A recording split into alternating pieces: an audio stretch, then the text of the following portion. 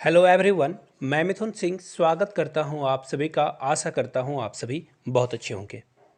केंद्रीय विद्यालय संगठन यानी कि केबीएस के 2018 के प्रीवियस ईयर पेपर का सॉल्यूशन आपको देखने को मिलेगा। इसकी लगातार वीडियोस आते रहेगी। आगे बढ़ते हैं और यहां से आप जो है पुराने पैटर्न के आधार पर, अभी नया पैटर्न आया नहीं है, तो यहां से आप जो है स्क्रीनशॉट ले सकते हो। इस तरह के क्वेश्चंस आपको देखने को मिलता है, सब्जेक्ट आपको यहाँ पे देखने को मिलता है। तो चलिए बिना देर के क्वेश्चन की ओर हम लोग बढ़ते हैं। और देखिए, वीडियो को मैं शुरू करूँ उससे पहले आप लोगों से दो रिक्वेस्ट है। पहला रिक्वेस्ट कि अगर आपको 2010 के भी प्रीवियस ईयर पेपर का सॉल्यूशन चाहिए, 2013, 2015, 17 और 18 का तो मैं करा ही रहा हूँ, तो नीचे आप जो है ये ईयर 2010, 13, 15, 17 कमेंट कर सकते हो ताकि उसके ऊपर वीडियो बनाई जाए। तो मैं देखना चाहता हूँ कितने लोग इंटरेस्टेड हैं। अपना ओपिनियन जो है डेमोक्रेसी में ज़रूर रखें। नहीं देखना चाहते हो तो नो लिख दो, आप कोई प्रॉब्लम नहीं है। यहाँ से देख लीजिए, वेरी फर्स्ट क्वेश्चन आपके सामने ये रहा। हाँ, दूसरी रिक्वेस्ट के बारे में मैंने बताया नहीं, वीडियो को लाइक ज़रूर कर दें आप। चलिए आगे बढ़ते हैं।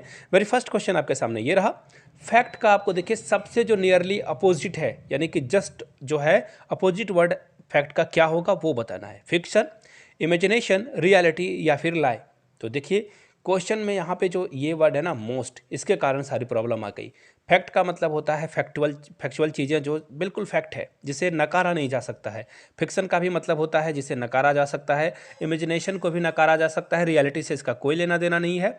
और लाई भी है, झूठ है। यानी कि तीनों तो ऑप्शन सही थे, लेकिन यहाँ पे जस्ट उल्टा पूछा गया है फैक्ट का। यहाँ पे क्या पूछा गया है? Nearly opposite. फैक्ट का अपोजिट क्या हो जाएगा? फैक्ट का अपोजिट हो जाएगा फिक्शन। क्या हो जाएगा? फिक्शन। ए इसका राइट आंसर हो जाएगा। चलिए आगे बढ़ते हैं अगले क्वेश्चन की ओर। नेक्स्ट क्वेश्चन आपके सामने ये रहा। आपको बस ये बताना है इसमें कि करेक्ट फॉर्म जो है ना वर्ब की वो क्या होगी। द हेडमास्टर, उसके बाद फिलर है to speak to you.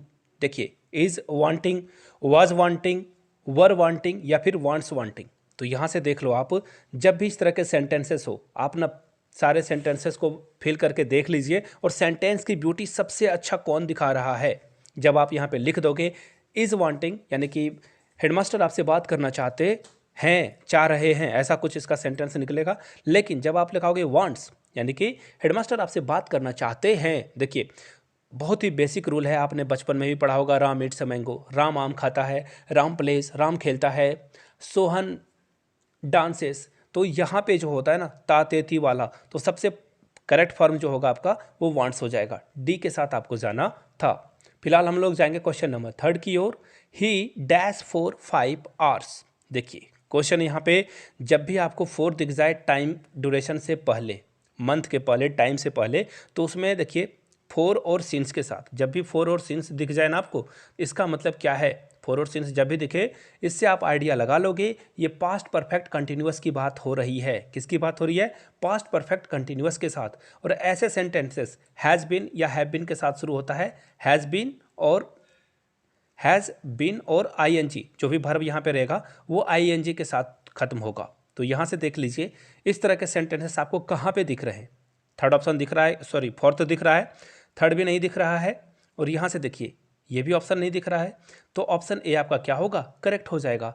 He has been sleeping for 5 hours, वो 5 घंटे से सो रहा है। ऑप्शन ए आपका क्या होगा? करेक्ट हो जाएगा। चलिए आगे बढ़ते हैं अगले क्वेश्चन की ओर। और यहाँ से देख लीजिए, अगर आपको केबीएस DSSB के प्रीवियस ईयर क्वेश्चन पेपर चाहिए तो यहाँ से मेरी ईमेल आईडी देख लो, yourmithunsingh@gmail.com पे आप मुझे मेल कर सकते हो। If you are Instagram then do follow me @imithunsingh, वहाँ से जो है आप मुझे कॉन्टैक्ट कर सकते हो। मेरे हैंड रिटन नोट्स अगर आप लेना चाहते हो तो भी आप कांटेक्ट कर सकते हो। 399 में आपको मेरे हैंड रिटन नोट्स मिल जाएंगे, 99 में प्रीवियस ईयर क्वेश्चन पेपर, और 49 में जो है आपका सिर्फ केंद्रीय विद्यालय संगठन पीआरटी का प्रीवियस ईयर पेपर आपको, सॉरी, ये जो 20 मॉडल सेट है वो आपको प्रोवाइड कर दिया जाएगा। तो चलिए आगे बढ़ते हैं अगले क्वेश्चन नंबर 4 की ओर। यहाँ से देखिए ये जो डायरेक्शन दिया हुआ है ना उसको पढ़ना बहुत ज़रूरी है। जो अंडरलाइन पार्ट है आपको उसमें जो है इम्प्रूवमेंट बतानी है, क्या इसमें गलत है जिसको इम्प्रूव किया जाना चाहिए था। I shall have a much pleasure in accepting your kind invitation to dinner, यानी कि किसी ने उसे डिनर पे बुलाया है और वो बोल रहा है कि मुझे बहुत खुशी होती। मच प्लेजर, देख रहे हो यहाँ पे बातों को कैसे देख रहे हो ना विनोद, कैसे बातों को बढ़ा चढ़ा कर बताया जा रहा है। लग रहा है कि ये डिनर में नहीं जाएगा तो स्वर्ग की सीढ़ी ही नहीं से मिलेगी। तो ऐसी ऐसी चीज़ें यहाँ पे बताई जा रही है, एग्जरेट की जा रही है। अगर मैं इंग्लिश में बोलूँ तो एग्जरेट किया जा रहा है चीज़ों को। I shall have a pleasure in accepting your kind invitation to dinner. या देखिए, बातों को बढ़ा चढ़ाकर जब भी बोला जाए ना, जैसे बोल दो कि आई हैव अ वॉच, आप बोलोगे आई हैव अ वॉच यानी कि आपके पास एक घड़ी है। लेकिन आप बोलोगे आई एम हैविंग अ वॉच यानी कि उस वॉच में वो रोलेक्स है, हो सकता है लाख रुपए की घड़ी हो सकती है वो। जब आप चीज़ों को बढ़ा चढ़ाकर बोलते हो, आपके पास, आप बोल सकते हो I have a Toyota, I have a Mercedes, आप बता रहे हो कि मेरे पास बहुत महंगी कार है। समझ रहे हो मेरी बातों को? तो यहाँ पे क्या करेंगे आप जो है कौन सा ऑप्शन को चूज करोगे, यहाँ पे आप लगा दोगे आई एम हैविंग मच प्लेजर। यहाँ पे सेल नहीं लगाया ना होगा आपको, आई एम हैविंग मच प्लेजर के साथ आपको जाना था। यानी कि सामने वाले ने इनवाइट किया है डिनर के लिए, तो आप वहाँ पे दिखाओगे I am having a much pleasure, मुझे बहुत बड़ी खुशी होगी। जैसे कि आपने इनवाइट कर लिया तो मैं स्वर्ग की सीढ़ी पे चला जाऊंगा। ऑप्शन बी आपका राइट आंसर हो जाएगा। चीज़ों को एग्जरेट किया जा रहा था यहाँ पे।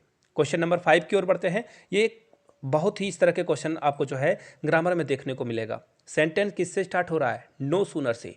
और जब भी नो सूनर से सेंटेंस स्टार्ट होना तो देखना दो अलग अलग घटनाओं को, दो अलग अलग सिनेरियो को एक साथ जोड़ा जाता है, ऐड किया जाता है। चलिए सेंटेंस को पढ़िए, आइडिया आपको लगेगा। No sooner did the police arrived then the robber made good their escape. Escape का मतलब होता है भाग जाना, पलायन कर जाना। तो यहाँ पे क्या बताया जा रहा है कि पुलिस आई उससे पहले ही गुंडे जो डकैत थे वो भाग गए, और अच्छी तरह से भाग गए। तो यहाँ पे दो अलग अलग सेंटेंसेस को जोड़ा जा रहा है। तो याद रखिएगा, पीपीटी यानी कि प्रेजेंट परफेक्ट टेंस को ऐड किया जाएगा हमेशा। प्रेजेंट परफेक्ट टेंस को जो है ऐड किया जाएगा पास्ट इंडेफिनिट के साथ। किसके साथ? पास्ट इंडेफिनिट के साथ ऐड किया जाएगा नो सूनर वाले सेंटेंसेस में। तो यहाँ से देखिए, नो सूनर, यहाँ पे आपको देखिए क्या दिख रहा है, no sooner did the police arrived, दिख रहा है ना। और डिड के साथ कभी भी जो है V2 नहीं लगता है, V1 ही हमेशा लगता है। आई डिड इट, मैंने खाना खा लिया। आई डिड माई होमवर्क, मैंने अपना होमवर्क कर लिया। तो यहाँ पे देखिए इसका जो राइट आंसर होगा वो क्या हो जाएगा?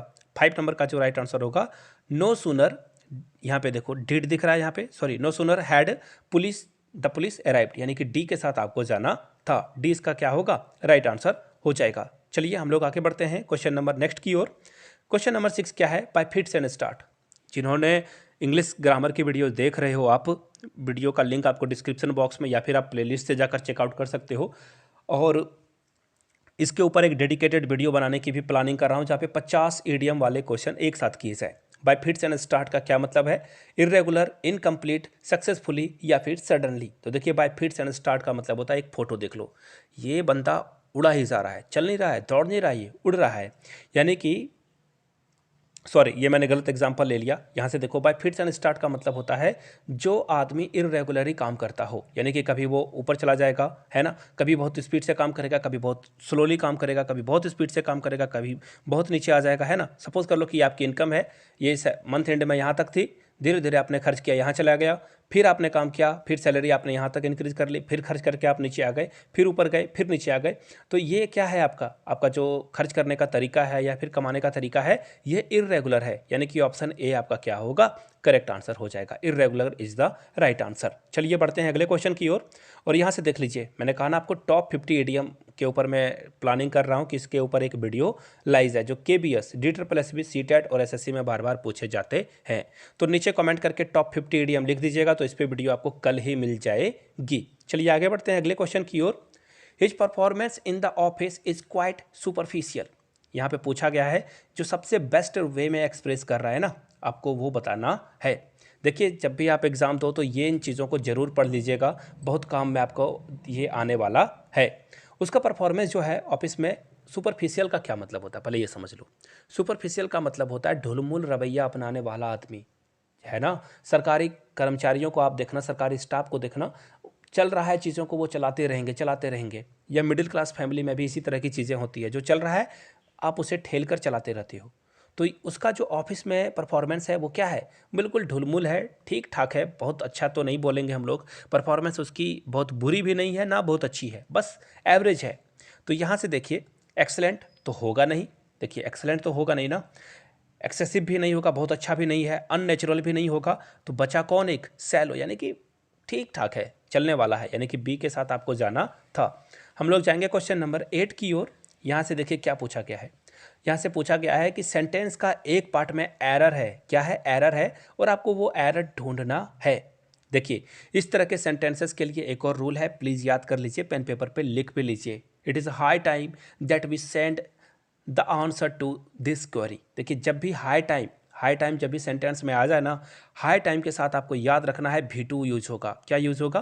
V2। यहाँ पे सेंड है ना, यहाँ पे सेंट हो जाता, टी हो जाता, SENT हो जाता, तो ये करेक्ट होता। लेकिन यहाँ पे डी है, इसलिए ये इनकरेक्ट हो जाएगा। यानी कि इनकरेक्टनेस आपको जो है सेंटेंस के बी पार्ट में दिखेगा। बी ऑप्शन आपका करेक्ट आंसर हो जाएगा। चलिए बढ़ेंगे क्वेश्चन नंबर 9 की ओर। क्वेश्चन पूछा गया है, आपको बस ये बताना है कि जो एक्सप्रेशन है ऑर्थोडॉक्स का, इसका क्या मतलब होता है। देखिए, वन वर्ड सब्स्टिट्यूशन से क्वेश्चन पूछा गया है यहाँ पे। ऑर्थोडॉक्स का मतलब होता है वैसा इंसान या वैसा व्यक्ति जो किसी भी सिनेरियो में किसी भी चीज़ को लेकर कंजर्वेटिव सोच रखता हो। कंजर्वेटिव का क्या मतलब हो गया? कंजर्वेटिव का मतलब हो गया रूढ़िवादी, पुराने ढर्रों पुराने पैटर्न पे चलने वाला इंसान। समझ रहे हो? अगर इसे बोल दिया जाए कि प्लेन पे चढ़ जाओ, तो वो बोलेगा नहीं, प्लेन पे चढ़ने से उसकी मौत भी हो सकती है। तो इस तरह के छोटी छोटी सोच रखने वाले इंसान को क्या बोलते हैं हम लोग? ऑर्थोडॉक्स। या फिर महिलाओं को लेकर जेंडर बायस किया जाता है कि नहीं, महिलाओं को आगे पढ़ना नहीं चाहिए, उन्हें तो घर में काम करना है। तो इस तरह के सोच को क्या बोला जाता है? ऑर्थोडॉक्स। तो राइट आंसर कौन सा है? राइट आंसर आपको दिख जाएगा ऑप्शन नंबर सी में, one who hold established opinion, यानी कि पहले से ही बना हुआ ओपिनियन को वो रखता है। चलिए हम लोग बढ़ेंगे नेक्स्ट क्वेश्चन, क्वेश्चन नंबर 10 की ओर। एक्सप्लिसिट, एक्सप्लिसिट का क्या मतलब होता है ये आपको बताना है। तो देखिए, बिल्कुल सिंपल सा तरीका है। एक्सप्लिसिट का मतलब होता है फोर्थ राइट। यहाँ से वर्ड देख लो, फोर्थ राइट, ये बहुत काम की चीज़ है। फोर्थ राइट का मतलब होता है एक्सप्लिसिट, यानी कि स्ट्रॉन्ग ओपिनियन रखने वाला, बिल्कुल कैंडिड। वो बोलते हैं ना, फोटो आपकी बहुत कैंडिड आई है, बहुत ज़बरदस्त आई है। तो कैंडिड का मतलब होता है स्पष्ट। फोर्थ राइट का भी मतलब होता है स्पष्ट बातें रखने वाला, यानी कि ऑप्शन सी आपका क्या होगा? करेक्ट हो जाएगा। Statement that is absolutely clear, यानी कि जो उसने कही वो जो है बिल्कुल क्लियर है उस मामले में, there is a no doubt, उसमें कोई भी हेजिटेशन नहीं दिखेगा उसके थॉट में, उसे बोलेंगे ऑप्शन नंबर सी में। आप लोगों की तैयारी के लिए भी जो है आपको एक्सप्लिसिट होना चाहिए। जाते जाते फिर से एक बार दोहरा दूँ, 399 में आप मेरे हैंड रिटन नोट्स एक्वायर कर सकते हो KPS PRT TGT और PGT के लिए। साथ में 99 में प्रीवियस ईयर क्वेश्चन पेपर और 49 में आपको 20 KBS PRT के मॉडल पेपर मिल जाएंगे। यहाँ से मेरी ईमेल आईडी देख लो, yourmithun.singh@gmail.com पे मेल कर लीजिए। If you on Instagram then do follow me @imithun singh। Video को यहाँ तक देखने के लिए बहुत बहुत शुक्रिया। Have a good day.